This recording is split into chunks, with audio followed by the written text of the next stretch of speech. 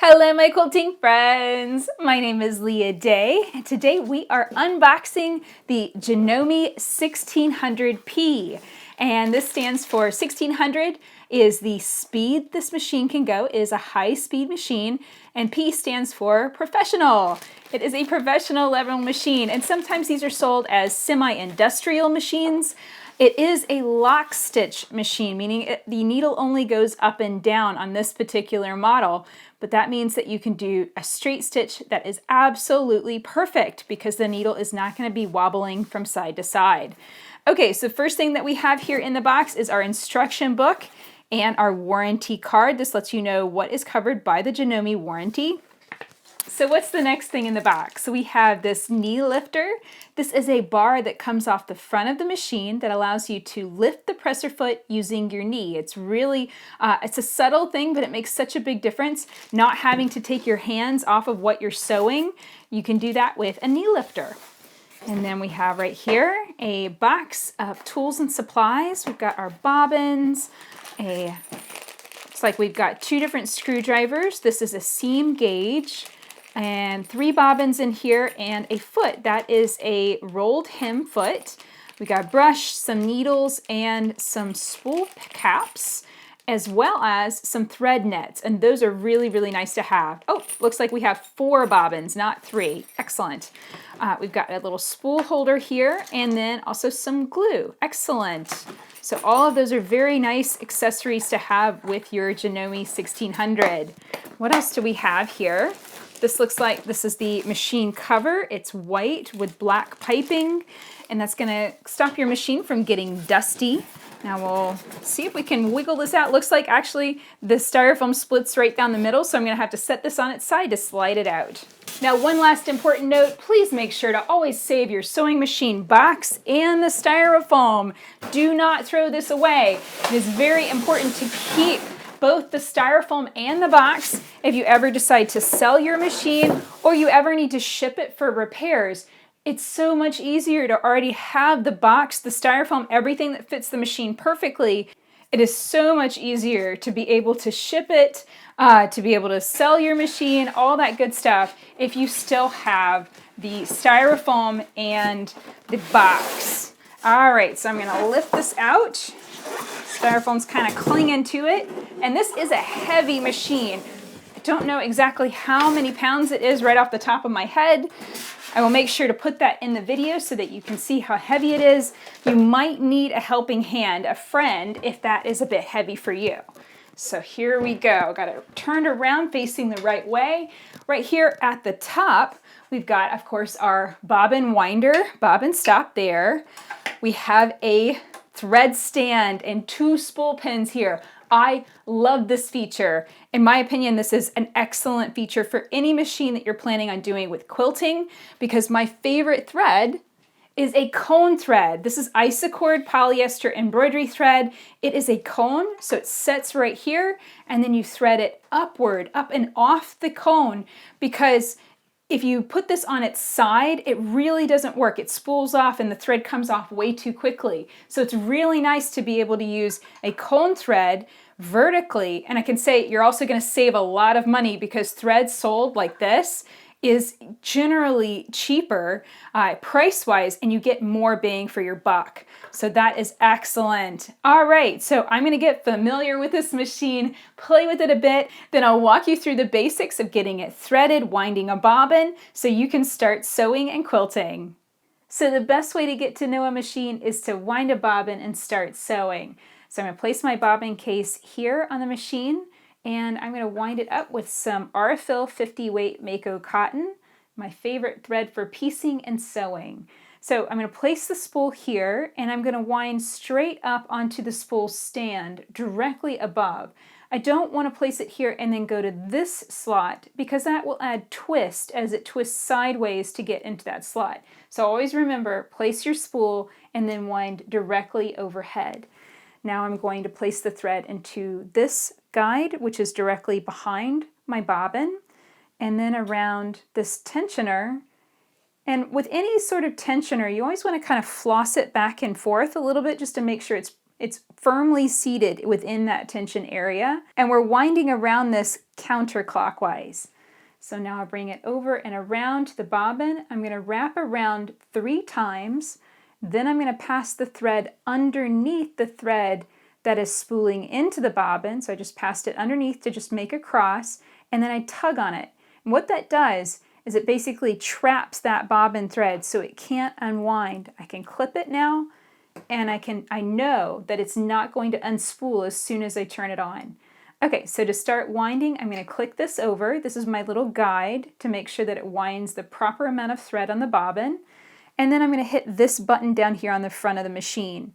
Now, one habit that I'm in, just simply because I wind so much isocord thread for quilting, I always run the thread through my fingertips as it winds onto the bobbin. So I'm not putting any extra pressure here. I'm just letting it run against my finger, between my finger and my thumb. And what that does is it just keeps it more organized. It makes sure that it's not going to pop out of these guides or pop out of that tensioner here. And it ensures that the bobbin's going to be perfectly wound. So that's a habit I got into a long time ago, and it's something I do with every bobbin that I wind.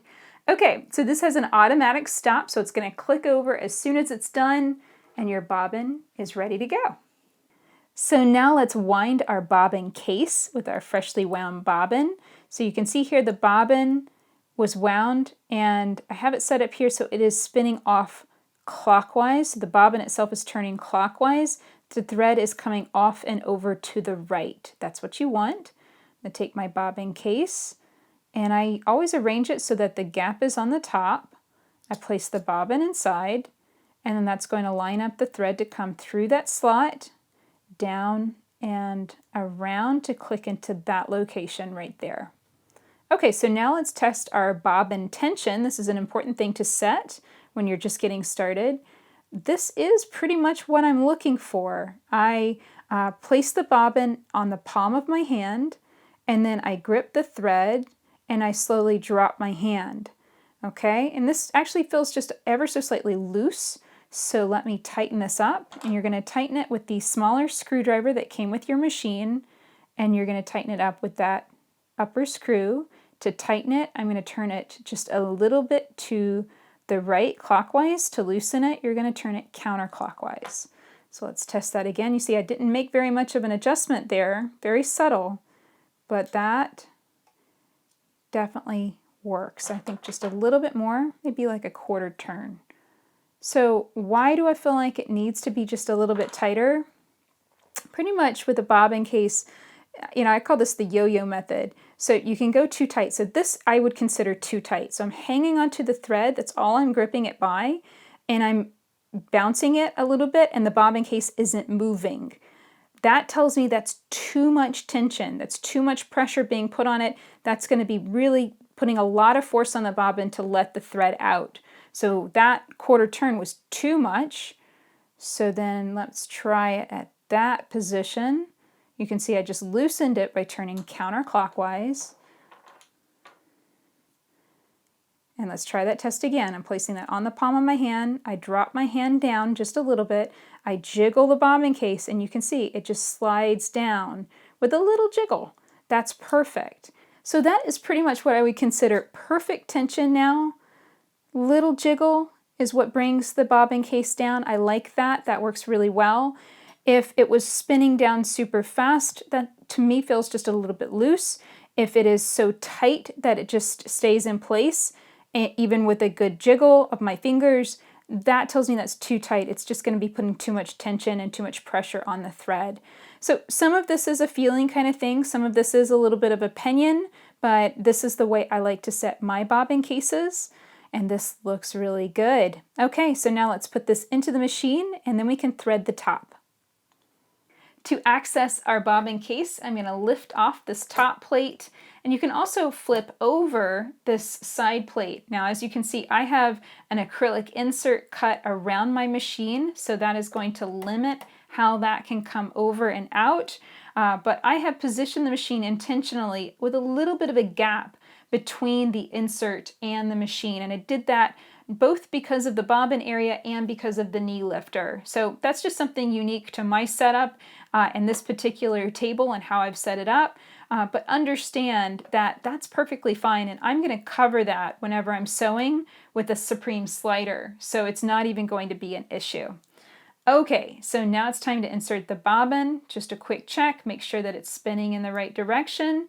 And I'm going to grab a hold of this little latch on the front. And what that does is it actually brings in a little lock and it stops the bobbin from falling out. If I get in there and I'm having trouble inserting it into the hook, well, that is going to help it stay all together, both the bobbin and the bobbin case all together. So just reach inside until it clicks. Close that latch. That looks good. Now, one other quick note as I put this all back together again, as you do your bobbin tension test, just be very careful not to drop your bobbin case or your bobbins on the floor, particularly a hard floor like a concrete floor, even a wood floor. These are thin metal bobbins in a thin metal bobbin case, and they will dent and ding up. So whenever you're doing that test, keep your hand right there, put a towel down, something like that, but don't drop them on the floor, whatever you do. Anytime I drop a bobbin like this, I will generally set that aside and use it for winding threads for hand piecing, something like that. I won't end up using those in the machine again because once they're dropped, they really don't spin as smoothly again. So just keep that in mind. So now let's thread the top of the machine.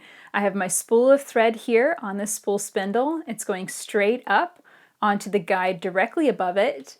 And then now I'm going to take it to this first guide here on the front of the machine. And this has 3 holes in it.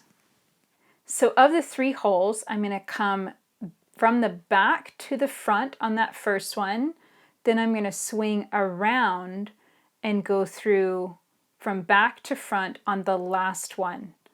And that works really well for this R-fill thread. Now, if you notice that your thread was really jiggly and wiggly and was running really loose through your machine, then you would want to thread all of the holes the same way, and it's always back to front. So you would go from the first hole closest to you here to the second hole in the middle to the last hole on the very end, the furthest one away from you. And as you can see, always wrapping, whoop, whoop, whoop, careful, watch out for that tension dial. There we go, always wrapping from the back around to the front, just like so. Now, I don't feel like you need that much tension. This is a tensioner. It kind of is organizing the thread more than anything else.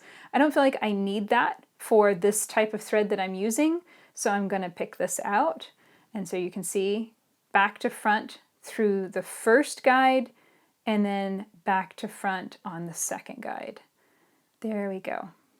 Okay, now I'm going to go through the tension dial here, and this is a very loosey-goosey one. That's perfectly fine. It's really just guiding and putting the thread in the right position to go into your tensioner. Now, one very important thing, make sure that your foot is up. So there is down, there is up. You want to make sure your foot is in the up position when you're threading your machine because that releases the tension on the tension dial. If you don't have your foot up, basically you'll need to do that flossing like I did with the tensioner when I was winding the bobbin. You'll need to do that flossing, and most people don't have the habit of doing that, so you probably won't end up with your thread between the tension discs. So keep that in mind. Make sure that your foot is in the up position as you go to thread your machine. Okay, so now I'm going to click around this little loop here on the tensioner, around this loop, and then up through this guide. You're actually going to pass through that twice. You need to go through the small hole at the top of this bar and then back through this guide. And you've got a handy schematic here that's going to guide you as well. So just refer to that if you ever get confused. Now this bottom part, I'm going to zoom in so that you can really see it. So we've just got 2 guides and our needle left to go. We're going to click in here through the front. And then we've got a guide right above the needle, and it's a little bit tricky to see because it's really tucked up in there. So I find holding the thread here with my left hand, bringing my right hand all the way over and down. That seems to work really well for threading that guide. Okay, we do have a needle threader here. I'm going to click it over and down, making sure my needle is in the uppermost position it can be. Hold on to that, and it pulls right through. Now, one thing to note is that your needle actually faces the left side, meaning that the eye of the needle is pointing this way. And that's unusual for a home sewing machine, so make sure to remember that whenever you are changing out your needles on this machine.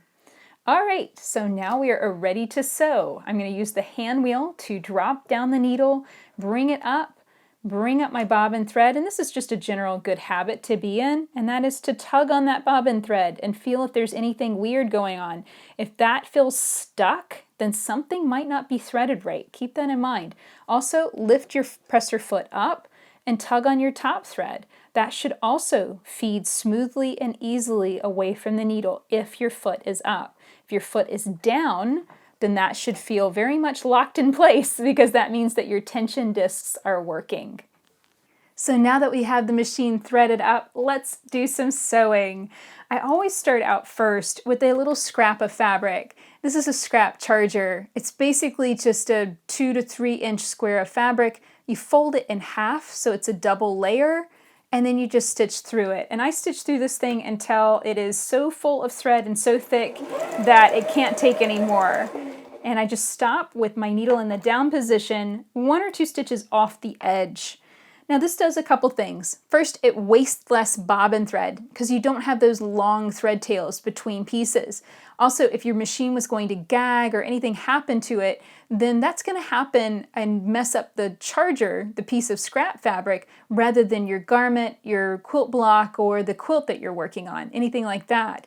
So it's a really good habit to get into. It's kind of a chain piecing technique from quilting, and it really works. So now we're ready to sew. And I'm just going to fold this little strip of fabric in half. This is 100% cotton fabric. And really I want to just test out my stitch length, my tension. I want to just check in on everything and see how things are going. And I also have a little scrap here of knit fabric too. So let's see how that's going to go. Let me put this right sides together and stitch through it too, because it'll be interesting to see if the same settings will work for knit fabric and cotton fabric.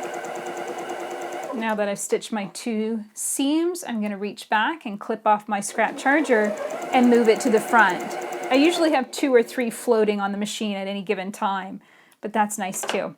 All right, so here is my seam stitched on cotton fabric. You can see my tension looks pretty much perfect.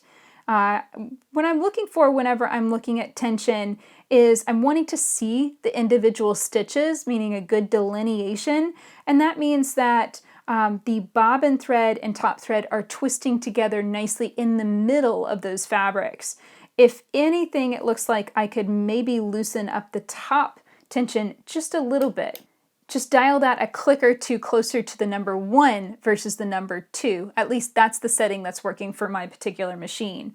That looks really good. This particular stitch length is about 1.5 millimeters as well, so it's a really tight, consistent stitch. And when I open it up, it looks great there too. Now let's check out the knit fabrics. Now the first thing I'm noticing is that I'm getting a little bit of foot burn on this knit fabric. It's where I can see how much pressure the foot was putting on the fabrics, and it looks like it's pressed it just a little bit too much. So I'll need to remember to loosen my foot pressure whenever I'm sewing with knits. The seam itself looks great. You can see nice delineation of stitches on both sides, and I think that was a good choice because when I tug on it, you really can't see the stitches in the seam either, even though that's contrasting white thread on red fabric. So I think that looks really good. The only thing I would change whenever I am sewing with knits would be I would lessen my foot pressure to maybe 1.5 or 2 rather than setting it at 2.5 to 3 for cotton fabrics. And you know, I just realized I haven't actually gone over all of the features and all of the different things you can change on the machine to modify it and make it what you need for different types of fabrics and materials. So first thing, this is your pressure selector, your pressure dial for your presser foot. And you can rotate it and add extra pressure, and this is up to 11 pounds of pressure. And that might seem a little silly, but when you're stitching through something thick and something slippery like vinyl or leather, something like that, then you're going to want to put a lot of pressure straight down on that presser foot to really press against it, hard against the feed dogs to force those two fabrics together. So that would be a situation where you'd want to lower your pressure down to 5, something like that, to really put lots and lots of pressure down. For general sewing, and where I had this set whenever I stitched both of these, I had that set at 2.5. And that seemed to work really good for the cotton, but it was a little bit, I feel like, too much for the knit. It seemed to pull it just ever so slightly, kind of squish it flat, and then I can see a little bit of a sign of, it's called burn, where it presses so hard against the fabric it kind of flattens it out and makes it look a little shiny. So that tells me I need to loosen that. So I turn it to the left, and maybe I'll loosen that to 1.5 to 2 whenever I am sewing this particular fabric. So that is how that works, and this is a major feature of this machine. You don't have a differential feed. You don't have a way of modifying or adjusting how much the feed dogs move on this machine. Instead, you have the ability to control how much pressure is put on the top of the fabrics, pressing against the feed dogs. So a really delicate fabric, like a knit, something really lightweight, gauzy, you're going to want less pressure. Something thicker, denser, wiggly, or really slippery, you're going to want more pressure. So that's just kind of a rule of thumb to be thinking about. Here we have a needle up, needle down button. This is super helpful. When you click it and the needle is up, then that means it's always going to end in the up position. So if I was to stitch through this knit sample again, and let me show you some of the speeds, it really can go fast. You can see the needle ended in the up position. If I want it to end in the down position, I'll need to click that button again, and you can see this little triangle here on the front goes red, indicating down, meaning that the needle is always going to end in the down position ever after, until you hit the button to needle up once again. There you go. Of course, we already know the bobbin winding button, that's right there. This is really cool. This is a speed selector. And if you want to go really fast and have access to all of the speeds within the machine, and remember that's 1600 stitches per minute, then you're going to have that all the way over to the rabbit. If you want more fine-tuned control, meaning you're stitching something delicate, you're in a tricky spot, you really want to get the hang of that movement, speed movement, maybe for free motion quilting, then slow your machine down to the middle or even the slower speeds, and that's going to help you out a lot. It's really nice to be able to tame this machine a little bit because it really will go very, very fast. I like to keep my machine at full speed though. That's just my personal preference. So now let's go over some of the features on this side. Right here off the side of the machine, we have our stitch length selector. So you just rotate this around and you can see the stitch length displayed here in a little window on the front of the machine. It is unusual to have the stitch length on the side of the machine, but I actually really like it. It keeps the front very uncluttered, and I really love how stable and secure that knob feels. It doesn't feel loose at all. It's very clicky. I like that. I like clicky knobs. Those are my favorite. All right, we have our hand wheel, and this will rotate the needle, so you can bring the needle up by hand if ever you need to. We also have a reverse button right here. I'm going to press down firmly and then also press my foot pedal, and you can see that stitches backwards. I let go of it and I'll stitch forwards again. And this reverse is going to be stitching backwards whatever stitch length you have selected. So if you've selected 2mm stitch length, it's going to stitch that forward, and then when you hit this button, it'll stitch that backwards. Now we have a thread cutter button right here. You can see what happens. A little loud, and it immediately cuts it, so just be ready for it. But you can see it cuts a short little thread off the side of your fabric, just like so. Now, one last feature that I absolutely love, I cannot quilt without it, that is a knee lifter. So this is a bar that comes off the front of the machine. You can actually adjust it. There's a screw right here, so you can adjust it and have it positioned closer to your knee if you need it to, or further out. It's totally up to you. I'm going to insert it here into the front and drop my foot down, and then you can see I can press, I'm moving my knee here underneath the table, and that is lifting the presser foot over here. And this is just great for keeping your hands free so that way you can focus on quilting, sewing, manipulating and moving your project around rather than having to reach back constantly to lift your presser foot to get it out of the way. So that's it for this basic overview of the Janome 1600P. I hope you learned a lot as we unboxed the machine, got it threaded up, checked in our attention, and stitched through both cotton and knit fabrics. This is a lock stitch machine, meaning the needle only bounces up and down. There is no zigzag and there are no decorative stitches. But the advantage of that straight single stitch is that you can go really, really fast. You can get those 1600 stitches per minute, and you can also adjust that pressure of your presser foot so that you can stitch through just about anything on this machine. So I think that really where this machine is going to shine is going to be in high-speed sewing, like something where you're in production sewing. I sewed garments at one point in my life, about 60 garments a week, and I would have loved a machine like this because it would have been able to sew so much faster with a perfect stitch, and I would have been able to get that many more garments done in a day, right? The other thing that this is going to be great for is machine quilting. That straight single stitch is going to be excellent for free motion quilting, ruler quilting, and walking foot quilting. Of course, straight out of the box, you don't have the feet that you will need in order to do that style of quilting. So if you come to my website, leaday.com/1600, you can find not only this Janome machine, but you can also find many different feet that you can expand the capabilities and be able to not just sew, but also do amazing free motion quilting. So I hope that you'll come and check it out. You can learn more at leaday.com/1600. So that's it for this video. I hope you learned a lot. Until next time, let's go quilt.